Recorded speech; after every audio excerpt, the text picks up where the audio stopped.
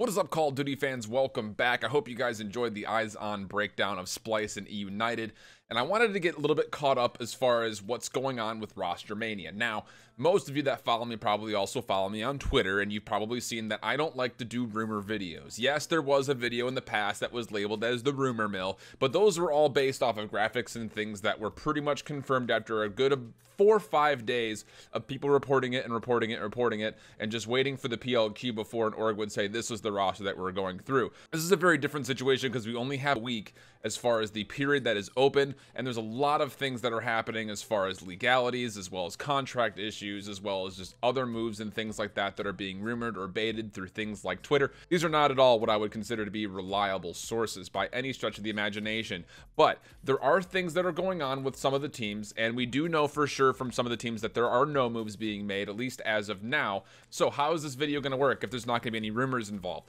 Essentially, I want to give you just a little bit of a midweek update as far as who is making moves and who is not making moves, and maybe some of the other things as far as what has been confirmed as far as people either being dropped or people potentially being completely added in. Now, I won't be looking at any of the substitutes that are being moved around. I will only be looking at those as far as if subs have been moved on to official main rosters. So for all intents and purposes, this video is only concerned with main roster adjustments completely. So let's go ahead and take a look at what we have. Now, we'll start things off with no changes. These are teams that we've not seen do much or anything whatsoever when it comes down to moves, or they've confirmed that nothing else will be happening. Now, as you see these teams pop up, there were a couple of scares. Obviously, United had that whole issue with Clayster and Pristini. Not 100% sure what went on there. People were talking about how Clayster was the one that wanted to get voted off by the team, but the organization wouldn't let them, and then Clayster said that he wanted to get rid of Pristini. It doesn't make a difference. The fact of the matter is,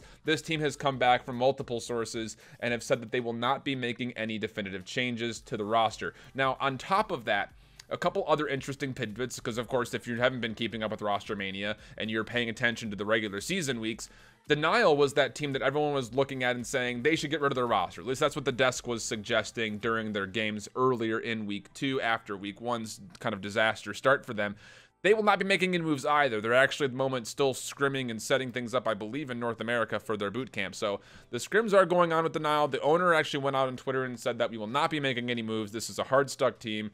Don't you worry about them. We will always have the back of the players that have ours. So that's definitely a consideration. Again, this Denial team is 2-5, 10-18 in map records overall, finding success against Splyce and Excelerate in the last 2 games of their regular season going into Fort Worth, which is a really good spot to be at. The other side is things, when you look at who's on this list, you also have to take a look at Luminosity. A lot of people have been asking, will Luminosity be making any changes? And there have been some words being thrown around behind the scenes as far as Luminosity is no longer interested in making changes. They feel confident in the team that they have after their kind of booming success that they had in their second week, and they're feeling confident enough to keep the roster that they went into the CWL with. They're going to keep that for Fort Worth and the future. Again, the roster period change closes after March 8th and doesn't reopen again, I believe, until May. I might be wrong on that, but I want to say it's sometime in May that it reopens, every 2 months or so. Of course, Optic, don't anticipate any changes there, obviously. Zuma will likely be going somewhere. He won't be staying on as the sub, so you'll see a sub move there, but nothing else. And then the other big thing, you know, you have to feel good about 100 Thieves.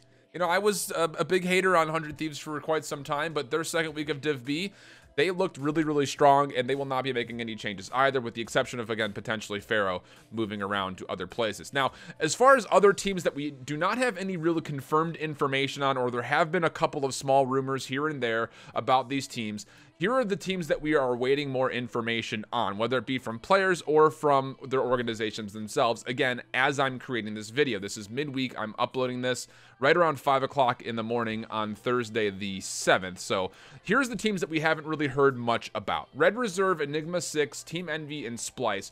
There were some rumors going around that maybe a switch was going to happen with Red Reserve. There have also been whispers about Enigma 6. We haven't really heard anything specifically from them. And then as well with Apathy and Envy. And then Splyce we haven't heard really much about either. And after their last week, we're not 100% sure to see what's going on. But at the moment, we haven't seen anything as far as definitive rumors or any kind of news whatsoever as far as these teams go.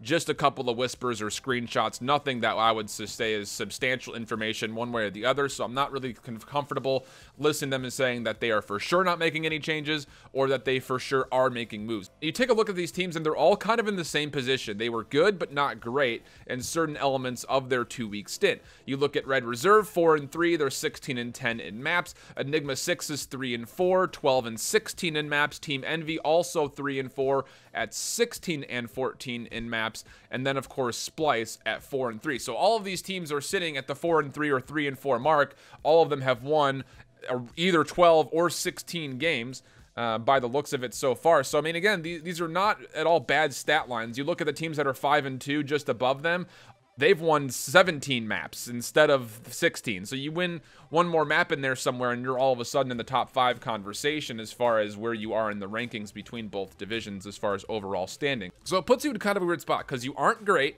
You're not a major competitor, at least at the moment, by the results that you've had in the first 2 weeks of your divisional play.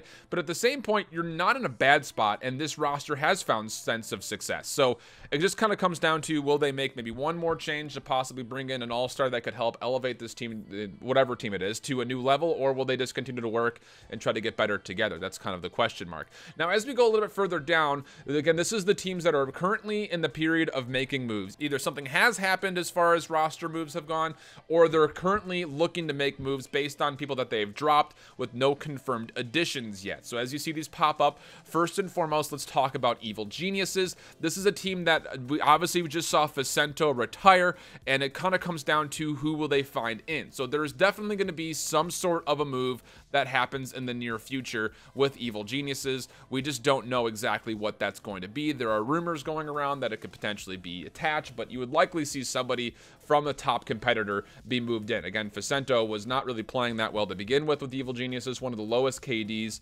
out there in the CWL, and on that flex kind of SMG role, that is one of the more key roles you need to be able to lock in if you want to be a major competitor. Obviously, Evil Geniuses sitting at 1-6, it would be stretched to be calling them a major competitor at the moment. Reciprocity, the only move that's been made is the fact that Denz has been moved to the substitution spot, while Dylan will be moved from sub to starting. So essentially, that should be listed as confirmed change, no more changes as far as we anticipate at the moment, but they have made moves, which is why I have them listed here. So you will see Dylan coming back into action again. He was incredible when he played during the PLQ, got picked up on the sub roster immediately afterwards by Reciprocity, and now will be joining the official roster for Rec coming forward. Gen G, this was kind of an interesting one that has caused a lot of emotions in the community so far based on the looks of it. SpaceLy has been moved off the main roster into the restricted free agency market. There are no real confirmations as far as who will be replacing him, but SpaceLy, who plays with the SMG role,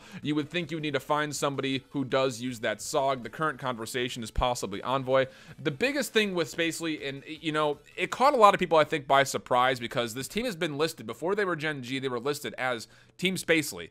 But the thing about it was, during the PLQ, and even so far in the CWL, he has yet to break a 1-point KD when it comes to either the combined respawn or the search and destroy. It has not looked very good for SpaceLy, to be honest, and that's something you need to try to change, if at all possible, especially if you want to be a major competitor. Yes, the team is 6-1. Yes, they're 19-11. They're flawless in search, but the fact is, they're 6-8 in hardpoint and 4-3 in control. You have to fix that if you're Gen G, so there will be a move being made, and at least reports have been saying that this was a call apparently by the players to make the move for SpaceLy to be dropped off the team in order to find somebody more suitable as that entry saw gameplay, and that seemed to be the conversation, that there was some kind of unanimous decision being made. Again, that's all rumors. I don't really care much about it. The fact of the matter is, there have been changes going on. SpaceLy has moved to restricted free agent, and there will be changes here. Also in the mix is UYU. Of course, you saw that Spoofs has been dropped. He was moved to the substitute spot, and he will officially be free agent material. But very late this last night, we also were hearing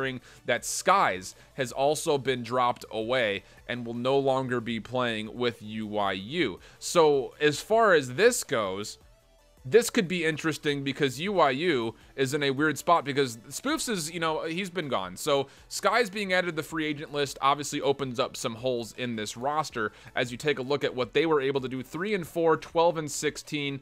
Skies was playing in more of that flex, kind of more Maddox role, so you're looking for someone to jump on in. At the moment, that seems to be the only real confirmed thing. Skies has said that he is a free agent as of what was very late last night, so UYU is still in the market as far as making moves. It just kind of comes down to what will those be in the future, if anything more does come down the line, or will it just be skies? But of course, on top of that, Spoofs has also been dropped off of the main roster. Well, he's moved from the main roster to the sub spot, and now he will be released by UYU as a free agent, not restricted whatsoever. And then you take a look at the very bottom.